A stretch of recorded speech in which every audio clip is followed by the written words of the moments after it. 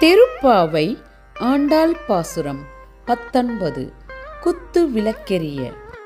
குத்து விளக்கெரிய கோட்டுக்கால் கட்டில் மேல் மெத்தென்ற பஞ்ச சயனத்தில் மேலேறி கொத்தலர் பூங்குழல் நப்பினை கொங்கை மேல் வைத்து கிடந்த மலர் மார்பா வாய்ச்சிரவாய் மைத்தடங் கண்ணியாய் நீ உன் மணாளனை எத்தனை போதும் துயிலெழ ஒட்டாய்கான் எத்தனை ஏலும் பிரிவாற்றற்கில்லாயால் தத்துவம் அன்று தகவேலோர் எம்பாவாய்.